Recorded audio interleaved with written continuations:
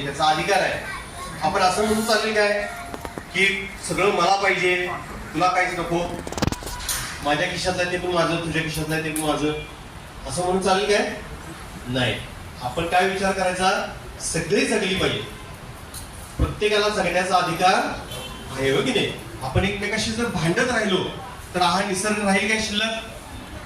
नाही राहणार।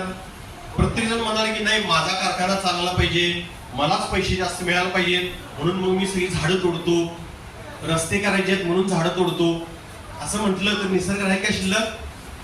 माणसानं तर आपण सगळी माणसं आहे ना, आपण माणसाने असा विचार केला की माणसंच फक्त जगली पाहिजे, बाकी सगळे प्राणी जाऊ देत खड्ड्यात, प्राणी पक्षी किडे जाऊ देत खड्ड्यात, असं म्हटलं तर आपण सुद्धा जगू काय? नाही जगणार आपण, बरोबर की नाही? प्रत्येक जण एकमेकाला उपयोगी पडतोय का नाही पडत? पडतोय की नाही?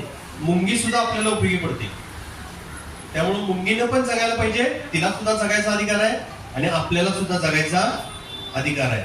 आपण एकमेकाला संपवून जगू शकत नाही, बरोबर आहे की नाही?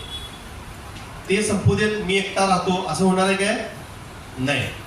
त्यामुळे निसर्ग चांगला राहायचा असेल, आपलं आयुष्य चांगलं व्हायचं असेल तर दोन गोष्टी करायला पाहिजेत आपण, एक म्हणजे प्रत्येकाला मदत करायची आणि एकमेकाशी भांडायचं नाही। लक्षात राहील सगळ्यांच्या? पालकांना एक